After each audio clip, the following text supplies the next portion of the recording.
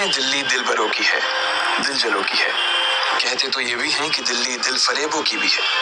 और लकी यानी कि लक्ष्मण लाल अग्रवाल में ये सारे गुण मौजूद थे। लोग उसकी शक्ल को देखकर ही कह देते थे, अबे दिल्ली से हो क्या?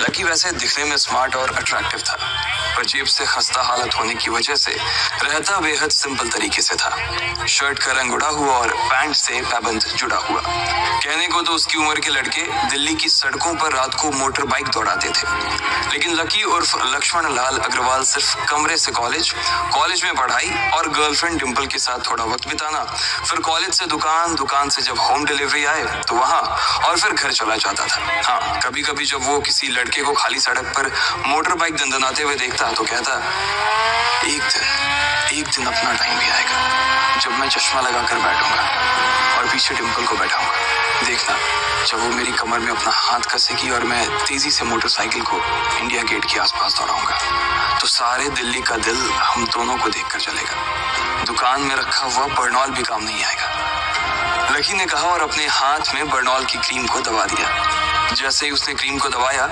उस क्रीम बाहर आ गई। अबे गाधे, क्या कर रहा है? वो कोई स्पंज की गेंद है क्या जो उसे दबा रहा है?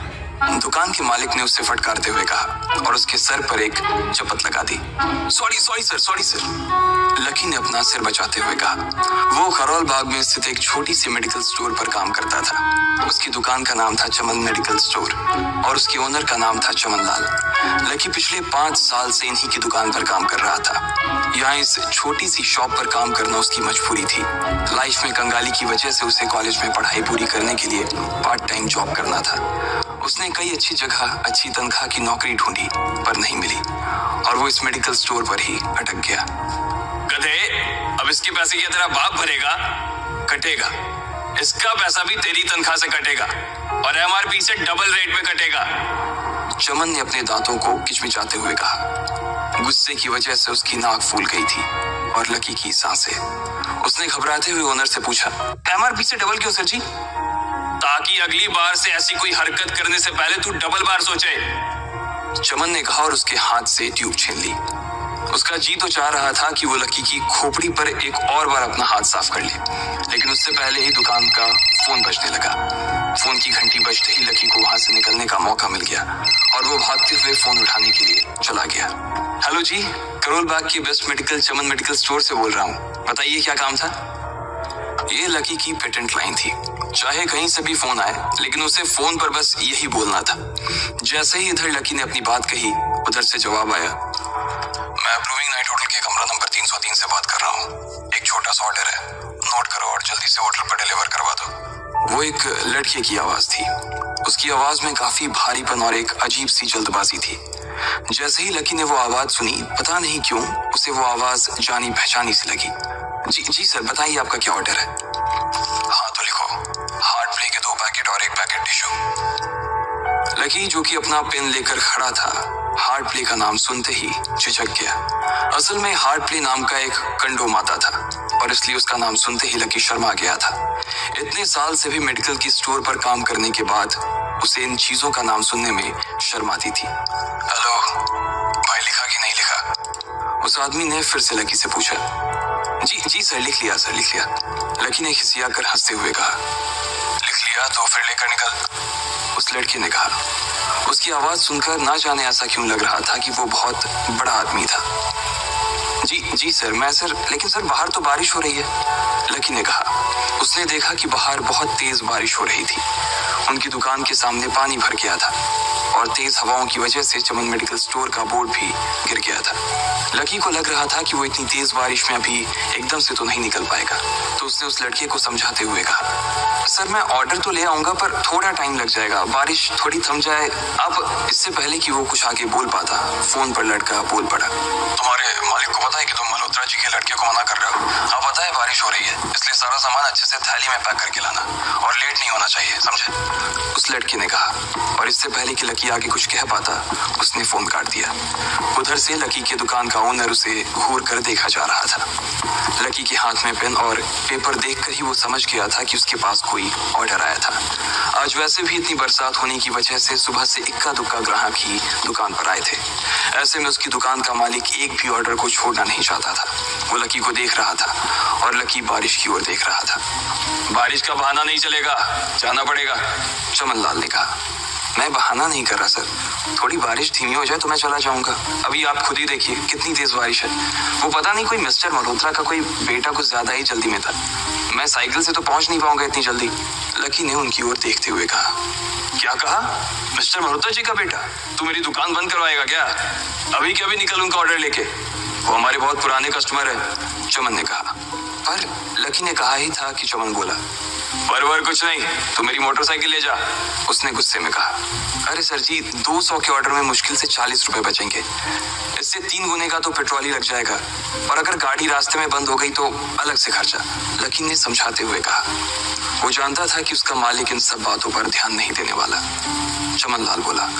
कोई बात नहीं, तू जा, चाहे जो हो जाए ग्राहक नाराज नहीं होना चाहिए, और वैसे भी वो मल्होत्रा जी का बेटा है। चमन लाल ने मोटरसाइकिल की चाबी लकी की ओर उछालते हुए कहा। लकी ने चाबी ली। उसे देखकर उसके अंदर मिक्स फीलिंग आ गई।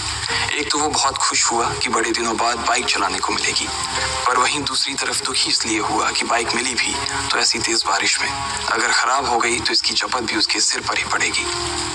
वो मुंह लटकाकर रेनकोट और हेलमेट पहनते हुए वहां से निकल गया। बाहर आकर बाइक को देखा तो लकी ने मन में सोचा, चलो ठीक है, जो होगा देखा जाएगा, कम से कम बाइक तो चलाने को मिल रही है। दरअसल लकी इतने साल काम करने के बाद भी अपने लिए एक मोटरसाइकिल नहीं ले पाया था। लकी की तनख्वाह ही इतनी भर थी कि सिर्फ उसके कमरे का किराया, उसकी साइकिल में डालने वाली हवा का खर्च, बिजली पानी का बिल और डिम्पल के साथ महीने में 1-2 बार बाहर खाने का खर्चा ही निकल पाता था। उसे डिम्पल की कही बात अक्सर याद आती थी। लकी, अगर अगले 2 महीने में तूने बाइक नहीं खरीदी ना तो मैं तेरे से ब्रेकअप कर लूंगी, देखना। असल में डिम्पल को लकी के साथ बाइक पर घूमने की बड़ी तमन्ना थी। लकी की इस उजाड़ जिंदगी में एक वही तो थी जिसके लिए जिंदा रहने को उसका जी चाहता था। जब भी वो उससे बाइक की बात करती तो लकी डिम्पल की इस बात को हंसकर टाल देता था। वो अपने मन में इस बात को अच्छे से जानता था कि डिम्पल उससे बहुत प्यार करती थी और वो उससे कभी छोड़ कर नहीं जा सकती थी। वो दोनों एक दूसरे में ऐसे घुले मिले थे जैसे बादल बरसात में घुल जाती है। लकी को डिम्पल बहुत पसंद थी और वो उसके लिए दुनिया जहां की खुशियां खरीद कर ला देना चाहता था। वो चाहता था कि एक दिन वो डिम्पल को प्लेन में बैठाए, लेकिन उसके ये सब ख्वाब इस कम तनख्वाह की नौकरी की वजह से कभी पूरे नहीं होने वाले थे। पर आज उसके पास एक मौका था। वो डिम्पल को अपने साथ इस बारिश में राजपथ घुमाना चाहता था। वो उसे दिल्ली दिखाना चाहता था। चमन लाल को देने के लिए उसने पहले से ही बहाना सोच रखा था। बस जल्दी से वो ये डिलीवरी देकर सीधे डिम्पल के पास ही जाने वाला था। उसने होटल ब्लूमिंग नाइट के बाहर मोटर बाइक पार्क की और सीधे होटल के अंदर चला गया। लकी ने रिसेप्शन पर पहुंचकर नमस्ते करते हुए रिसेप्शनिस्ट को बोला, जी मैं चमन मेडिकल स्टोर से आया हूँ, रूम नंबर 303 का ऑर्डर था सर। रिसेप्शन पर खड़ा आदमी उसके हाथ में काली थैली को देखकर समझ गया था कि उसमें क्या था और वो मंद ही मंद मुस्कुराते हुए बोला, 3rd फ्लोर पर है, लिफ्ट से चले जाओ, रेनकोट यहीं उतार देना। जैसा उस आदमी ने कहा लकी ने ठीक वैसा ही किया और लिफ्ट में चढ़ने की कुछ ही देर बाद वो 3रे माले पर पहुंच गया था। वो रूम नंबर 303 के बाहर पहुंचा और उसने डोरबेल बजाई। जैसे ही दरवाजा खुला लकी ने थैली आगे बढ़ाते हुए कहा, नमस्ते, मैं चमन मेडिकल स्टोर से लकी, आपका। इससे पहले कि लकी आगे कुछ कह पाता उसकी आंखें फटी की फटी रह गई थी। उसने अपने सामने जो देखा उसके बाद उसे ऐसा लगा कि बंद छत के नीचे भी उसके ऊपर आसमान से आकर एक जोरदार बिजली गिर गई थी। उसके सामने एक लड़की खड़ी थी। वो लड़की और कोई नहीं बल्कि उसकी गर्लफ्रेंड डिम्पल ही थी। उसने एक पर्पल कलर का नाइट गाउन पहन रखा था। उसके काले घने बाल गीले थे और उसने उन्हें अपने कंधे पर फैला रखा था। उसकी खुशबू से ही ये चीज साफ पता चल रही थी कि वो अभी अभी नहा कर आई थी। डिम्पल, तुम यहाँ क्या कर रही हो? लकी को अपनी आंखों पर विश्वास ही नहीं हो रहा था। उसने 2 बार अपनी पलकें झपका कर देखा, लेकिन दोनों बार ही उसे अपने सामने डिम्पल ही नजर आई। तुम यहाँ क्या मेरा पीछा करते हुए आए हो लकी? डिम्पल ने उल्टा उसी के ऊपर पलटवार करते हुए कहा। लकी को देखकर उसके दिल की धड़कन भी तेज हो गई थी। उसे उम्मीद नहीं थी कि लकी यहाँ आ जाएगा। उसने ना तो सुबह से उसे फोन किया था और ना ही उसके मैसेज का कोई जवाब दिया था।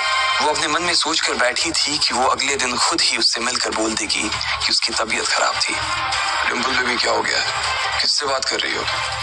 अचानक से एक गबरू जवान सा लड़का दरवाजे के पास आकर खड़ा हो गया था। उसने बनियान पहन रखी थी। लकी उसे पहचान गया था। साले राहुल के बच्चे, तेरी हिम्मत कैसे हुई मेरी डिंपल को हाथ लगाने की? लकी ने जैसे ही राहुल को देखा, उसके तन बदन में मानो आग सी लग गई थी। वो उसे इस वक्त इतना बुरा मारना चाहता था, इतना बुरा पीटना चाहता था, जिसकी कोई हद सीमा नहीं थी। लकी जिस कॉलेज में पढ़ता था, राहुल और डिंपल भी उसी में पढ़ते थे, और वो कॉलेज राहुल के फादर का ही था। डिंपल ने राहुल के पिता की एक कंपनी में जॉब पकड़ ली थी, और राहुल उस पर बहुत लाइन मारता था। लकी ने 1-2 बार डिंपल को उससे दूर रहने के लिए भी कहा, लेकिन डिंपल ने उसे ये कहकर टाल दिया था कि वो सिर्फ अच्छे दोस्त थे। आज भी इससे पहले कि वो आगे बढ़ता, डिंपल उन दोनों के बीच आ गई। रुक जाओ, डिंपल ने गुस्से में कहा, और लकी के सीने पर हाथ रखकर उसे रोक दिया। लकी लंबी सांसें ले रहा था, और कुछ ही सांसों के बाद उसका गुस्सा शांत हो गया। अब डिंपल के पास भी छुपाने के लिए कुछ नहीं था, इसलिए उसने लकी से कहा, लकी, आज से तुम्हारा और मेरा ब्रेकअप? लकी के पैरों के नीचे से जमीन खिसक गई थी। उसकी आंखें नम हो गई। लकी को उसकी बातों पर विश्वास नहीं हो रहा था। उसने डिंपल की ओर देखा और बोला, डिंपल, हम पिछले 1 साल से एक दूसरे के साथ हैं, और तुम हो कि मुझसे ब्रेकअप करना चाहती हो? अरे मैं तो तुम्हारे लिए नई बाइक लेने वाला था। चल रहने दे, आज ही याद आई है तुझे बाइक की। अरे तेरे पास मुझे बाहर घुमाने के लिए, खिलाने पिलाने के लिए पैसे तो है नहीं, तू कहाँ से लेगा बाइक? और अगर ले भी लेगा तो उसमें पेट्रोल कहाँ से डलवाएगा? तेरी 8,000 रुपए महीने की नौकरी, उसमें होगा ये सब? लोग हंसते हैं मेरे ऊपर जब मैं सरोजनी में तेरे साथ घूमती हूँ। मैं ऐसी लाइफ नहीं जीना चाहती लकी। मैं तेरी तरह गरीब नहीं रहना चाहती। तूने मुझे फंसाया था, उल्लू बनाया था तूने मुझे, इसलिए मैंने राहुल से मैचअप कर लिया है। आज से यही मेरा बॉयफ्रेंड है, डिंपल ने गुस्से में कहा। अच्छा, तो बेबी ये है तुम्हारा वो बेकार सा एक्स बॉयफ्रेंड? राहुल ने पूछा और डिंपल के बगल में आकर खड़ा हो गया। फिर उसने लकी के हाथ से थैली उठाई और उसमें से हार्ड प्ले का पैकेट निकालकर उसे चिढ़ाने के लिए उसे हवा में लहराने लगा। बाप रे, इससे बदकिस्मत इंसान इस दुनिया में और कौन होगा? राहुल ने उसकी टांग खींचते हुए कहा। लकी के पास उसकी बात का कोई जवाब नहीं था। उसने गुस्से से डिंपल की ओर देखा और अपनी हाथों की मुट्ठी भींच ली। फिर वो वहां से निकल गया। अबे पैसे तो ले जा, सब कुछ फ्री में देता जाएगा क्या? राहुल ने जोर से ठहाके लगाते हुए कहा, लेकिन लकी बिना उसकी बात सुनते ही निकल गया। उसके दिमाग में डिंपल के कहे शब्द गूंज रहे थे। उसने कभी सपने में नहीं सोचा था कि डिंपल उसके साथ कुछ ऐसा भी कर सकती थी। जिस इंसान के लिए वो इतना कुछ करना चाह रहा था, उसे उसकी कोई कदर ही नहीं थी।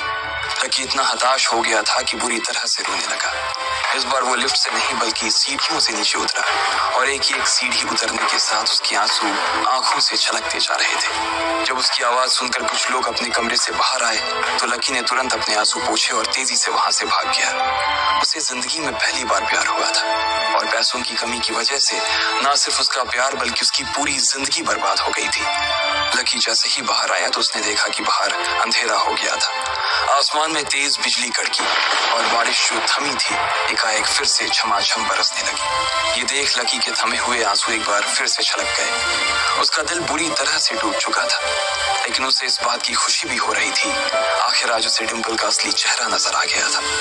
वो तो उसके साथ घर बसाने की सोच रहा था, लेकिन अच्छा हुआ कि उसने पहले ही उसका घर बर्बाद होने से बचा लिया। लकी को दुख तो बहुत हो रहा था, पर उसे ये भी लग रहा था कि उसे आगे चलकर यही दुख उसे खुशी देने वाला था।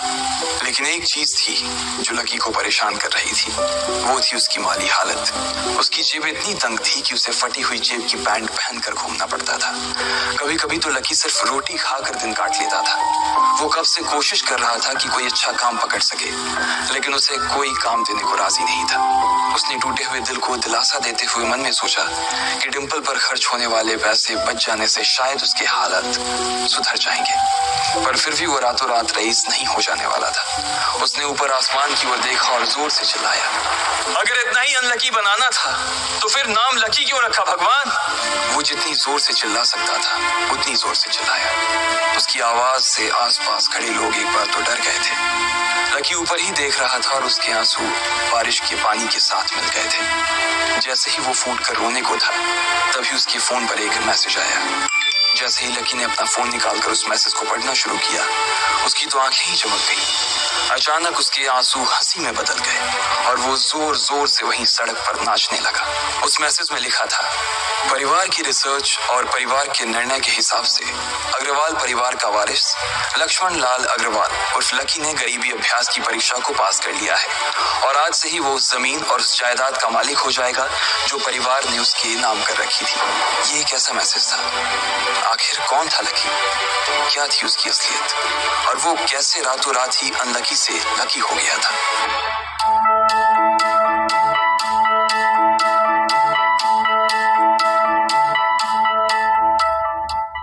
उस मैसेज को पढ़ने के बाद भर बरसात में भी उसका चेहरा सूरज की तरह खिल उठा था।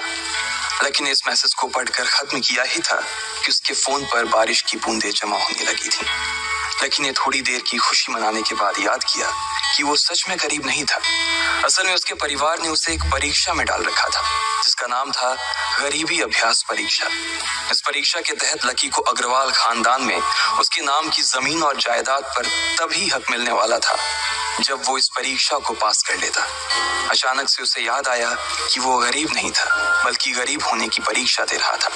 हालांकि परीक्षा देते देते उसे 8 बरस हो चुके थे, इसलिए उसे एहसास होने लगा था कि वो कभी परीक्षा को पास ही नहीं कर पाएगा और हमेशा हमेशा के लिए गरीब ही रह जाएगा। अच्छा हुआ चली गई, अब मिलना कभी।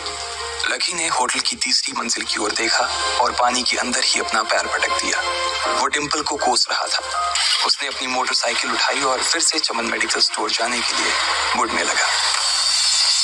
अगले दिन जब लकी की आंख खुली तो वो सीधा उठा और तैयार होकर शहर के सबसे बड़े बैंक न्यू सिटी बैंक पहुंच गया।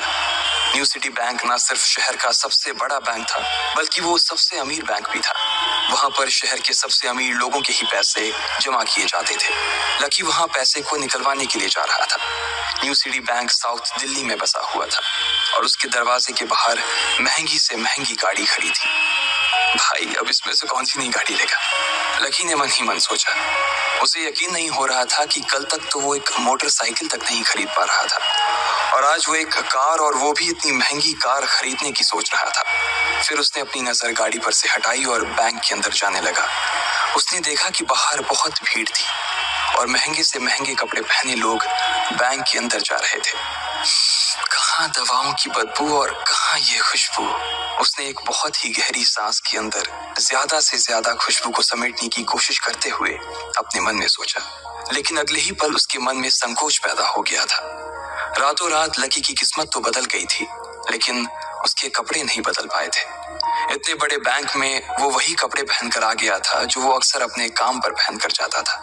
पैसे लेते ही ना सबसे पहले नए कपड़े खरीदने हैं, लकी ने अपने आप से कहा और फिर बैंक के अंदर दाखिल होने लगा। जैसे ही उसने दरवाजे को धक्का दिया उसे आवाज आई, आउच! लकी थोड़ा सा हड़बड़ी में दिखाई दे रहा था और इस जल्दबाजी के चक्कर में वो एक लंबे बाल वाली लड़की से जा टकराया था जो कि उसके बगल में ही चल रही थी। माफ करना, मैं आपको देख नहीं पाया, सॉरी। लकी ने तुरंत उससे हाथ जोड़कर माफी मांगते हुए कहा। उस लड़की ने इतने अच्छे कपड़े पहन रखे थे कि उसे देखकर ही लग रहा था कि वो किसी अमीर घराने की लड़की थी, इसलिए सॉरी बोलते वक्त ना चाहते हुए भी लकी के हाथ उसके सामने जुड़ गए थे। लेकिन जब उस लड़की ने लकी के कपड़े और उसके हुलिये को देखा तो उसने अपनी नाक भौं सिकोड़ ली। वो लगभग हर रोज इस बैंक में आया और जाया करती थी, लेकिन उसने आज तक इस बैंक के अंदर लकी जैसे फटीचर आदमी को घुसते हुए नहीं देखा था। उसके बालों में से आंवले के तेल की गंध आ रही थी। उसने गुस्से भरी नजरों से लकी की ओर देखा और बोली, क्यों नहीं देख पाए? मैं क्या ट्रांसपेरेंट हूँ? तुम्हें इतनी बड़ी लड़की दिखाई नहीं देती?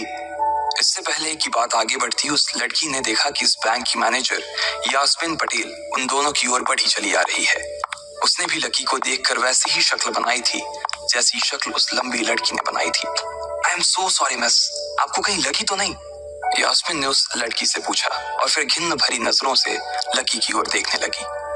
लकी तमतमाती आंखों से उन दोनों को देखा जा रहा था। वो जानता था कि उसने इतनी जोर से भी दरवाजा नहीं खोला कि उसे चोट लग जाए, लेकिन असल में उसे यह मालूम नहीं था कि वो लोग उसे नहीं बल्कि उसके कपड़े को देख रहे थे। यास्मिन ने लकी को ऊपर से नीचे तक देखा और ना जाने उसके मन में क्यों शक पैदा हो गया। क्या आप मुझे बता सकते हैं कि आप यहाँ पर किस काम से आए हैं? यास्मिन ने बड़ी मुश्किल से अपने चेहरे पर एक मुस्कान लाते हुए कहा। वो उसका हुलिया देखकर ही समझ गई थी कि वो यहाँ का कस्टमर तो नहीं था। लकी ने अपने आप को संभाला और कहा, हाँ, वो मैं अपना पैसा निकलवाने के लिए आया था। पैसे निकलवाने के लिए आए हो? यास्मीन ने लकी की बात को ही दोहराते हुए कहा। वैसे तो वो लकी की बात पर जोर से हंसना चाहती थी, लेकिन उसने अपने आप को थोड़ा सा काबू में कर लिया था। लकी की बात सुनकर उसे लग रहा था कि वो कोई पागल था जो यहाँ जबरदस्ती घुसा चला आ रहा था। हाँ, तो क्या आपके पास कार्ड है? यास्मीन ने उससे आगे पूछा। न्यू सिटी बैंक का कार्ड हासिल करना एक बहुत ही मुश्किल भरा काम था। अगर किसी को भी उस बैंक का कार्ड लेना था तो सबसे पहले उस आदमी को अपने खाते में कम से कम 5 लाख रुपए जमा करवा कर रखने पड़ते थे, तब जाकर उसे कहीं कार्ड मिलता था। लेकिन लकी तो पहली बार ही यहाँ आ रहा था, इसलिए उसके पास कार्ड होने की कोई संभावना ही नहीं थी। लकी जब यास्मीन के सवाल का जवाब नहीं दे पाया तो यास्मीन ने फिर उससे पूछा, मैं पूछ रही हूँ कि आपके पास कार्ड है? वो समझ गई थी कि लकी पागल ही था जो कहीं से भागकर सीधा उनके बैंक में आ गया था। कार्ड नहीं मेरे पास। लकी ने उसके सवाल का जवाब दिया और वो फिर इधर उधर देखने लगा। जैसे ही उस लंबे बालों वाली लड़की ने लकी का जवाब सुना तो वो खिलखिलाकर हंस पड़ी। यास्मीन को तो सिर्फ लग रहा था कि वो पागल है, लेकिन वो लड़की तो अपने मन में मान चुकी थी कि यह लड़का कोई पागल ही है जो कहीं झोपड़ पट्टी से यहाँ आ गया है। इससे पहले कि आगे कोई कुछ कह पाता, उस लंबे बालों वाली लड़की के पिता वहां आ गए और बोले, चलो बेटी। उनके हाथों में कुछ कागजात थे। लकी ने देखा कि उन्होंने महंगा सा सूट पहन रखा था। उस लड़की ने यास्मीन के दोनों हाथों को पकड़ा और बोली, यास्मीन देखो, अगर इस तरह के सड़क छाप लोग तुम्हारे बैंक में ऐसे ही घुसते चले आए ना और बाकी कस्टमर्स को परेशान करने लगे तो तुम्हारे बैंक की इमेज और उसके शेयर्स दोनों को काफी नुकसान होगा। एक मैनेजर होने के नाते तुम्हें इन सब चीजों का ध्यान रखना चाहिए। मुझे उम्मीद है कि आगे मेरे साथ ऐसा कुछ नहीं होगा। उस लड़की ने कहा और अपने पिता के साथ बैंक के बाहर चली गई। अपना ध्यान रखना कोयल मैडम, मैनेजर ने उसकी गाड़ी तक छोड़ने के लिए आते हुए कहा। आज तो वो बाल बाल बच गई थी। कोयल और उसके पिता इस बैंक के सबसे पुराने और सबसे वफादार कस्टमर्स थे। अगर आज यास्मीन उन्हें नाराज कर देती और वो उसके बैंक से अपना खाता बंद करवा देते तो शायद यास्मीन की नौकरी तक जा सकती थी। और यह सब हो रहा था उस पागल लकी की वजह से। इसे जल्द से जल्द यहाँ से भगाना पड़ेगा, यास्मीन ने अपने आप से कहा और फिर बैंक के अंदर आने लगी। यास्मीन उसे अपने बैंक से बाहर निकालने के तरीके के बारे में सोच रही थी, मगर जैसे ही वो बैंक में दाखिल हुई उसने देखा कि लकी वहां था ही नहीं। अरे, अब ये कहाँ चला गया? उसने अपने आप से पूछा। वो इधर उधर देखने लगी, लेकिन लकी वहां भी नहीं था। यास्मीन को अच्छे से पता था कि वो उसके सामने तो बाहर नहीं निकला था। इसका मतलब था कि वो बैंक के अंदर ही था, लेकिन यास्मीन उसे ढूंढ नहीं पा रही थी। कुछ देर तक बैंक के सारे कोनों को देख लेने के बाद यास्मीन को लगा कि शायद लकी यहाँ बहुत ही असहज महसूस कर रहा होगा, और जब वो कोयल को दरवाजे पर छोड़ने के लिए आई तब उसके पीछे पीछे वो भी निकल गया होगा। चलो, जान बची, यास्मीन ने अपने आप से कहा और अपने केबिन में आकर बैठ गई। जैसे ही उसने आज के दिन की पहली फाइल उठाई थी उसे किसी एक की झलक दिखी। ये कोई और नहीं बल्कि लकी ही था। अरे, ये कहाँ छिपा हुआ था? यास्मीन ने अपने आप से ही कहा और तुरंत फाइल को टेबल पर रखकर वो ऑफिस के बाहर आ गई। उसने देखा कि लकी बैंक के वीआईपी लॉन्ज के बाहर खड़ा था और उसके खंबे की आड़ की वजह से वो यास्मीन की नजर से बाहर हो गया था। अब यास्मीन को तो वो मिल गया था, लेकिन उसके लिए उससे भी बड़ी एक और मुसीबत खड़ी हो गई थी। लकी जिस कमरे के बाहर अभी खड़ा था उस कमरे के अंदर शहर के सभी रईस लोगों का उठना बैठना था। बैंक के सिलसिले में या फिर किसी दूसरे काम के सिलसिले में वो सभी लोग यहीं आकर बात किया करते थे। उस कमरे के अंदर जो लोग बैठे थे उन सबके करोड़ों रुपए इस बैंक के खाते में जमा थे। अब अगर ऐसे में लकी वहां घुस जाता तो सब लोग मिलकर यास्मीन की गर्दन पर चढ़ जाते। रुको, जहां हो वहीं खड़े रहो, यास्मीन जोर से और साथ ही गुस्से से चिल्लाई। बाकी के लोग जो वहां खड़े थे वो यास्मीन की ये चीख सुनकर डर गए थे। कुछ लोगों को उसकी इतनी जोर से आवाज करने की वजह से गुस्सा भी आ गया था और यास्मीन सबसे मुस्कुराते हुए माफी मांगकर आगे बढ़ती जा रही थी। वो लकी को किसी भी तरह से उस कमरे में जाने से रोकना चाहती थी, लेकिन उससे पहले ही वो उस कमरे के अंदर दाखिल हो चुका था। अरे यार, ये आदमी है या गधा? यास्मीन ने अपना ही सिर पीटते हुए कहा और वो भी उस कमरे के दरवाजे की ओर बढ़ने लगी। उसने उस कमरे का दरवाजा खोलने की कोशिश की, लेकिन वो अंदर से लॉक हो गया था। बाप रे, ये कैसा आदमी है? बिना परमिशन के अंदर घुसा तो घुसा, लेकिन दरवाजा भी अंदर से बंद कर लिया। अब यास्मीन की सांसें फूलती जा रही थी। उसे बहुत डर लग रहा था। उसका जी यह सोचकर घबराए जा रहा था कि ना जाने अंदर लकी और उस रिलेशन मैनेजर के बीच क्या हो रहा होगा। इधर जैसे ही लकी कमरे में दाखिल हुआ, वहां का कस्टमर रिलेशन मैनेजर जो कि सोफे पर फैला हुआ था, वो उसे देखते ही अचानक सीधा बैठ गया। हेलो सर, कैसे हैं आप? उसके मुंह से बिना लकी को देखते हुए ये शब्द निकले। उसे याद था कि इस कमरे में कुछ खास लोग ही आते थे और जो भी आते थे, यास्मीन उनके आने की खबर उसे पहले ही दे देती थी। लेकिन इस वक्त जो आदमी उसके सामने खड़ा था, उसे देखते ही वो अपनी जगह पर जम गया था। ना तो वो कहीं से भी वीआईपी लग रहा था और ना ही वो उसका कोई रिश्तेदार था। कौन हो भाई तुम? क्या चाहिए तुम्हें? उस मैनेजर ने 20 साल के जवान लड़के को देखते हुए कहा। मैं यहाँ अपना पैसा लेने आया हूँ। लकी ने सीधे मुद्दे की बात को मैनेजर के सामने रखते हुए कहा। तुम्हारे पास हमारा सुप्रीम कार्ड है? मैनेजर ने उससे ऊपर से नीचे तक देखा और पूछा। नहीं नहीं, मेरे पास कोई कार्ड नहीं है, लकी ने कहा। तो फिर हम तुम्हें कोई पैसा नहीं दे सकते। चलो अभी दरवाजा खोलो और सीधा बाहर निकलो, मैनेजर ने कहा और सोफे पर से उठ गया। नहीं, मैं अपना पैसा लिए बिना नहीं जाऊंगा यहाँ से, लकी भी जिद पर अड़ गया। अरे बोला ना, बिना कार्ड वाले को पैसा नहीं मिलता है, और वो भी पैसा होगा तब तो मिलेगा ना, मैनेजर ने उसके करीब आते हुए कहा। अरे पैसा है तभी तो निकालने आया हूँ सर, लकी ने कहा। देख, फालतू की बहस मत कर सुबह सुबह, वरना मैं सिक्योरिटी को बुला लूंगा तो वो लोग मार मार कर बाहर निकालेंगे तुझे। लकी यह सुनकर घबरा गया था। मैनेजर के चेहरे का गुस्सा उसे साफ नजर आ रहा था, लेकिन ऐसा भी नहीं था कि वो झूठ बोल रहा था। भले ही उसके पास कार्ड नहीं था, लेकिन इसका मतलब ये नहीं था कि वो अग्रवाल खानदान का लड़का नहीं था। जैसे जैसे मैनेजर उसकी ओर बढ़ता चला जा रहा था, लकी का डर भी बढ़ता जा रहा था। मैनेजर को लग रहा था कि वो कोई संकी था और वो उसे धक्का मारकर बाहर निकालने के लिए आगे बढ़ ही रहा था कि अचानक घबराए हुए लकी के दिमाग में एक आइडिया आया। फिंगरप्रिंट! उसने अपना अंगूठा कमरे में मौजूद उस मैनेजर के सामने उठाते हुए कहा। फिंगरप्रिंट? कौन सा फिंगरप्रिंट? मैनेजर ने चौंकते हुए पूछा। अरे अरे आपने कहा ना कि आपको कार्ड चाहिए, पर मेरे पास कार्ड नहीं है, फिंगरप्रिंट है, और मुझे मालूम है कि आपके यहाँ फिंगरप्रिंट से भी पैसे निकलते हैं। ये कहते ही लकी ने एक राहत की सांस ली थी, लेकिन मैनेजर को यह समझ नहीं आ रहा था कि आखिर लकी को फिंगरप्रिंट की जानकारी मिली कैसे। तुम फिंगरप्रिंट यूज करना चाहते हो? मैनेजर ने लकी को घूरते हुए पूछा। लकी की शक्ल और उसका हुलिया मैनेजर के लिए उसकी बातों से मेल नहीं खा रहा था। हाँ, मैं फिंगरप्रिंट यूज करना चाहता हूँ सर, लकी ने सीना चौड़ा करते हुए कहा। उसे इस तरह देख तो मैनेजर और भी कंफ्यूज हो गया था। मैनेजर ने सोचा कि उसे एक चांस देना चाहिए, इसलिए उसने लकी को फिंगरप्रिंट इस्तेमाल करने की इजाजत दे दी थी। वो अपनी टेबल के पास गया और उसके दराज में फिंगरप्रिंट वाली मशीन ढूंढने लगा। 2-3 ड्रॉर में झांकने के बाद आखिरकार उसे वो मशीन मिल गई थी। चुपचाप यहाँ पर अपना अंगूठा लगाओ, मैनेजर ने मशीन को आगे बढ़ाते हुए लकी से कहा। लकी ने अपनी फटी हुई पैंट के पिछले हिस्से में अपना अंगूठा पोंछा और फिर उस मशीन पर लगा दिया। 2 सेकंड बाद मशीन में से एक आवाज आने लगी। उसके अंदर एक लाल बत्ती चल रही थी और वो जोर जोर से बीप कर रही थी। देखा, तुम्हारा फिंगरप्रिंट मैच नहीं कर रहा है। मैंने पहले ही बोला था कि कोई खाता नहीं है इस बैंक में तुम्हारा। मैनेजर ने लकी को ऐसे देखा जैसे वो कोई बड़ा अपराधी था। मैनेजर उसकी पैंट की ओर देखने लगा। उसे लग रहा था कि लकी ने अपनी जेब में कोई हथियार छुपा रखा था और वो मैनेजर को बेवकूफ बना रहा था। इससे पहले कि लकी अपनी जेब से कोई बंदूक या बम निकालता, मैनेजर ने अपना फोन निकाला और पुलिस का नंबर लगाने लगा। लकी ने उसकी स्क्रीन पर देख लिया था कि वो 100 नंबर पर फोन लगा रहा था। लकी बुरी तरह से घबरा गया था। वो बहुत ही उत्साह और जोश में अंदर तक तो चला गया था, लेकिन उसे मालूम नहीं था कि वो इतनी बड़ी मुसीबत में फंसने वाला है। अब आगे क्या होने वाला था। ये क्या कर रहे हो? देखिए सर, मेरी बात सुनिए, मैं कोई क्रिमिनल नहीं हूँ। हो सकता है मैंने गलत उंगली लगा दी हो, बस आप मेरे को एक लास्ट बार फिंगरप्रिंट लगाने दो प्लीज, लकी ने उसके सामने हाथ जोड़ते हुए कहा। देख, ये उंगली भी अगर नहीं लगी ना, तो फिर ये मत कहना कि मैं अगली उंगली भी ट्राई करके देखता हूँ। बार बार ऐसा नहीं चलने वाला है। अगर ये वाली काम नहीं की तो मैं सीधा पुलिस को फोन करने वाला हूँ अभी, मैनेजर ने लकी को धमकाते हुए कहा। उसने अपने एक हाथ में मशीन और दूसरे हाथ में मोबाइल फोन पकड़ा हुआ था।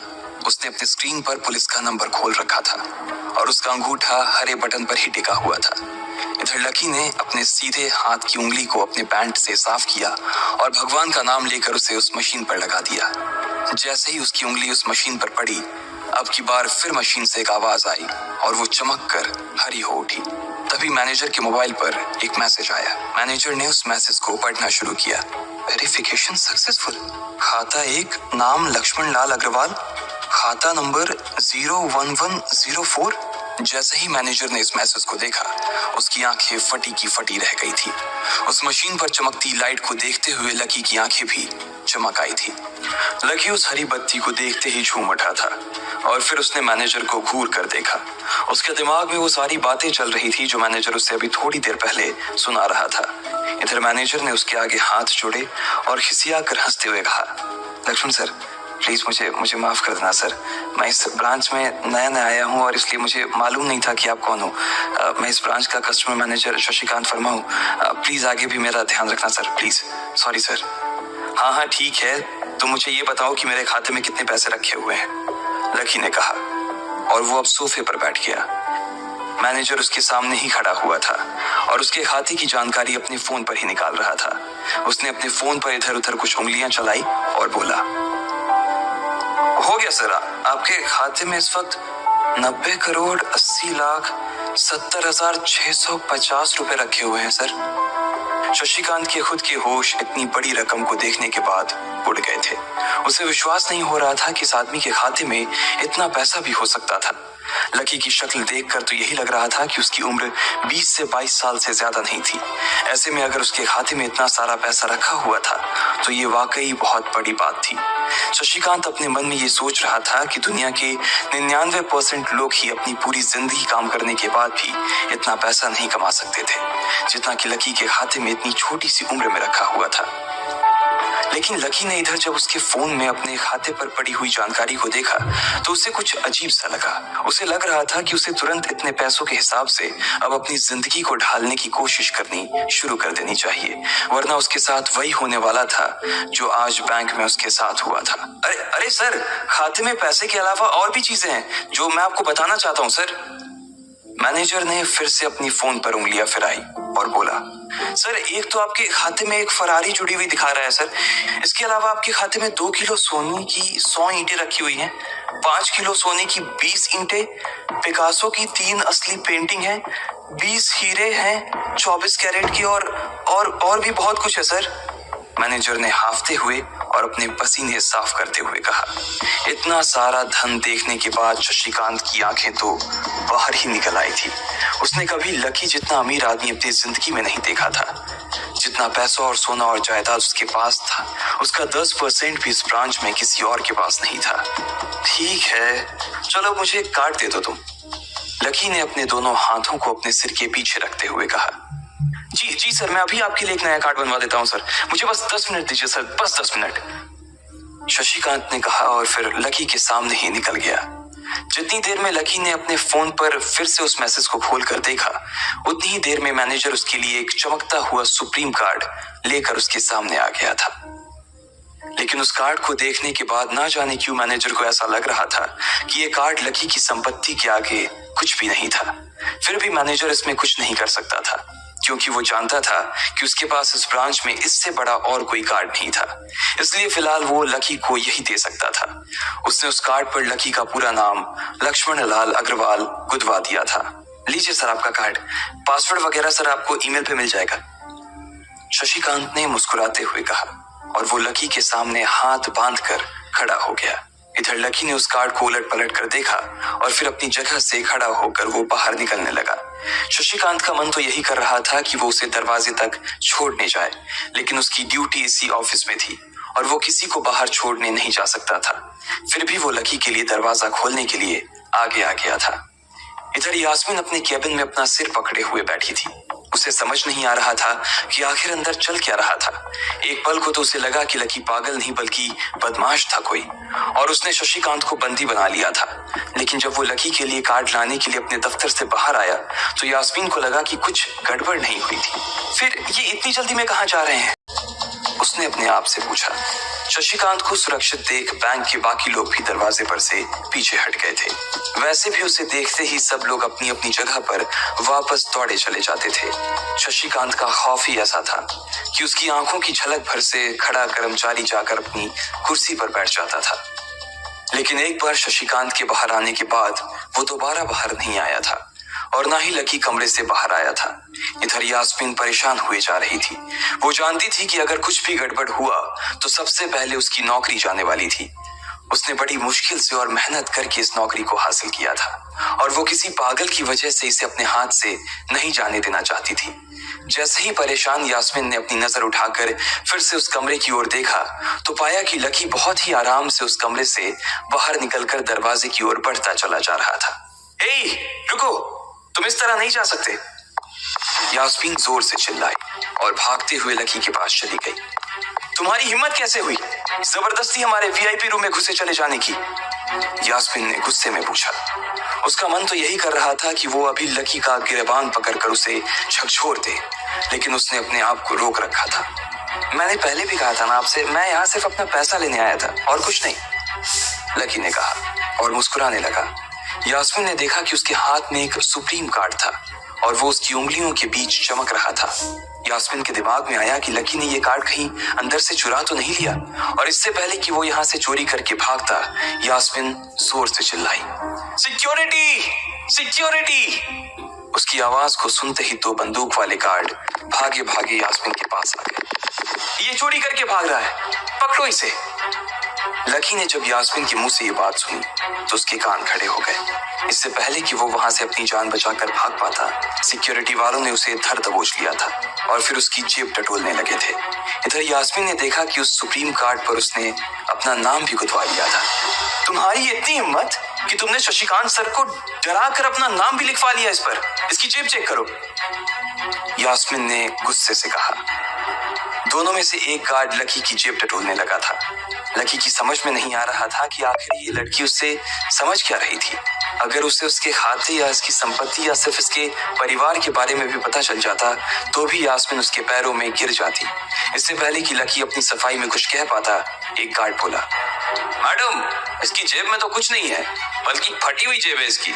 तभी उसकी बात सुनकर दूसरे सिपाही ने कहा, मैडम, हो सकता है कि इसी जेब में चाकू रख कर लाया हो और उसको निकालते वक्त उसी चाकू से इसकी जेब फट गई होगी, मुझे तो ऐसा ही लग रहा है। दूसरे सिपाही ने अपनी लड़खड़ाती जबान में बोला, अरे पागल हो क्या, ये सब आप लोग क्या बोल रहे हो, शशिका। इससे पहले कि लकी आके कुछ बोल पाता, एक गार्ड ने उसके दोनों हाथों को मरोड़ दिया था। इधर यास्मीन अपने मन में सोच रही थी कि अगर वो चाकू लाया था तो फिर वो चला कहाँ गया था। बाप रे! अचानक से यास्मीन की आंखें बड़ी सी हो गई थी। उसे लगा कि लकी ने उस चाकू से शशिकांत का खून कर दिया था। यास्मीन ने तुरंत अपना फोन निकाला और पुलिस को फोन मिलाते हुए कहा, हेलो पुलिस स्टेशन, मैं न्यू सिटी बैंक से बोल रही हूँ। हमारे बैंक में एक सनकी चोर घुस आया है और उसने हमारे कस्टमर मैनेजर का खून कर दिया है। आप प्लीज जल्दी आ जाइए सर। यास्मीन ने घबराते हुए कहा और फोन रख दिया। तब तक दोनों गार्ड ने लकी को नीचे घुटनों के बल बैठा दिया था और उसके सिर पर बंदूक तान दी थी। जैसे ही बाकी लोगों ने भी अपनी आंखों के सामने ये मंजर देखा तो वो सब लोग भी लकी के आसपास घेरा बनाकर खड़े हो गए। अंदर बैठे मैनेजर ने जब इस हलचल को देखा तो वो भी अपना सारा सिस्टम बंद करके बाहर आ गया।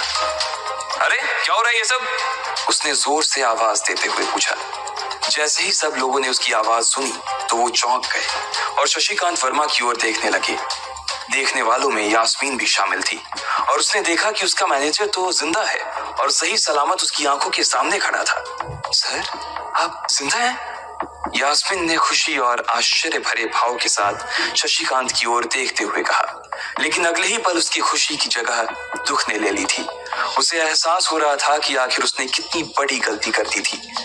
यास्मीन ने अपनी ही जुबान काट ली थी और उसके जले पर नमक छिड़का शशिकांत ने। उसने कहा, मैं क्यों इतनी जल्दी मरने लगा और तुमने ये सब क्या तमाशा लगा रखा है? उसने कहा और फिर उस भीड़ की ओर बढ़ने लगा। जैसे ही वो आगे आया उसने देखा कि उन लोगों ने लकी को गन पॉइंट पर बैठा रखा है। अरे किसने किया ये? शशिकांत तुरंत लकी की ओर दौड़ा और उसने उसके पास खड़े दोनों गार्ड्स को हटा दिया। फिर लकी को उठाने के लिए उसने अपना हाथ उसकी ओर बढ़ा दिया और बोला, sir I am really sorry sir, इस बेवकूफी के लिए मैं आपसे माफी मांगता हूँ sir, I am really sorry sir. Shashikant उसके पैरों में ही गिरने को हो गया था। लकी उसका हाथ पकड़कर खड़ा हुआ और फिर यास्मीन की ओर घूरने लगा। आप पूछ रहे थे ना कि किसने किया? इसने किया है ये, और इसने सिर्फ इतना ही नहीं किया बल्कि इसने पुलिस को भी बुला लिया है। इसे लग रहा है कि मैं कोई क्रिमिनल हूँ जिसने आपका खून कर दिया है और आपसे ये कार्ड चुरा कर भाग रहा हूँ, ये कार्ड जो आपने मुझे दिया है। लकी ने यास्मीन की ओर उंगली दिखाते हुए गुस्से में कहा। अचानक ही सब लोग थोड़ा पीछे हटकर यास्मीन को देखने लगे थे। यास्मीन घबराई हुई सी फर्श पर तो कभी छत को देखे जा रही थी। यास्मीन, जो मैं सुन रहा हूं क्या वो सच है? शशिकांत ने यास्मीन को घूरते हुए गुस्से में पूछा। उसकी आंखों में छुपे गुस्से को यास्मीन बर्दाश्त नहीं कर पा रही थी, इसलिए उसकी ना तो लकी से और ना ही शशिकांत से नजर मिलाने की हिम्मत हो रही थी।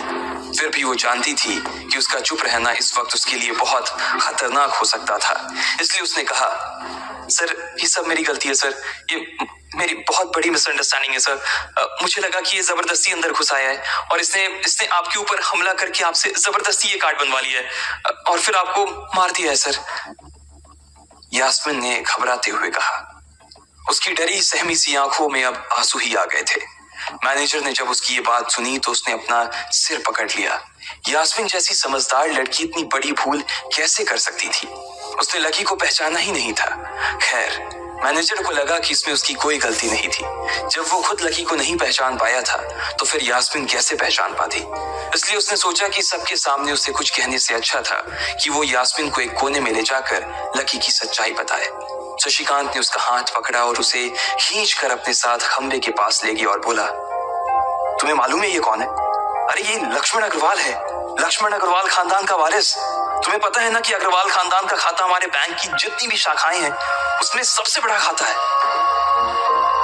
यास्मीन ने जैसे ही ये नाम सुना उसके पैरों के नीचे से जमीन खिसक गई थी। वो जानती थी कि अगर न्यू सिटी बैंक इतनी ऊंचाइयों पर पहुंचा था तो उसके पीछे अग्रवाल खानदान का सबसे बड़ा हाथ था। इस बात का जिक्र उससे तब भी किया गया था जब उसने नौकरी ज्वाइन की थी। तुम्हें पता है इस लड़के के नाम पे कितनी प्रॉपर्टी है? ये अपने दम पर ना इस पूरे एरिया को खरीद सकता है, शशिकांत ने यास्मीन से कहा। यास्मीन जैसे जैसे लकी को देखी जा रही थी वो बड़ी बड़ी आंखों से उसे घूरे जा रही थी। लकी कभी उन दोनों को देख रहा था तो कभी अपने आसपास खड़े लोगों को देख रहा था। अब सबसे पहले तो पुलिस को फोन करो और उनसे कहो कि हमसे गलती हो गई थी और उसके बाद जाकर तुम उनसे भी माफी मांगो और अगर उन्होंने तुम्हें माफ कर दिया तो तुम्हारी किस्मत, वरना समझ लेना कि तुम्हारी नौकरी चली गई, शशिकांत ने कहा और दौड़कर लकी के पास जाकर खड़ा हो गया। इधर यास्मीन अभी भी वहीं पर खड़ी थी। अभी अभी जो शशिकांत उसे बता कर गया था वो यास्मीन पचा नहीं पा रही थी। उसे लग रहा था कि इसमें उसकी कोई गलती नहीं थी, लेकिन कोई उसकी सुनने वाला नहीं था। बैंक उस छोटी सी मैनेजर के चक्कर में अपने सबसे बड़े कस्टमर को छोड़ने वाला तो नहीं था। अब मेरे पास और कोई रास्ता नहीं बचा है, यास्मीन ने निराश होते हुए अपने आप से कहा और फिर अपनी जेब से फोन निकालकर पुलिस थाने में फोन लगाया। जैसे ही यास्मीन ने पुलिस वालों से ये कहा कि उससे गलती हो गई और जिसे वो बदमाश समझ रही थी असल में वो बदमाश नहीं बल्कि शहर के सबसे बड़े रईस का बेटा था, तो उधर से आवाज आई, मैडम सॉरी लेकिन अब तो गाड़ी निकल गई है, वहां पहुंचती होगी, अब आपको जो भी कहना है इंस्पेक्टर साहब से कह देना। और उस पुलिस वाले ने फोन काट दिया। मर गए, यास्मीन ने अपने आप से निराश होते हुए कहा। उसके हाथ थर थर कांप रहे थे। उसे समझ नहीं आ रहा था कि अब वो क्या करे। अब उसके पास लकी से माफी मांगने के अलावा और कोई चारा नहीं बचा था। लेकिन अगर लकी सर ने मुझे माफ नहीं किया और उल्टा मेरे ऊपर डिफेमेशन का चार्ज लगा दिया तो, यास्मीन ने अपने आप से कहा और वो अब और भी ज्यादा घबरा गई थी। उसने देखा कि लकी उसे घूर कर देख रहा था।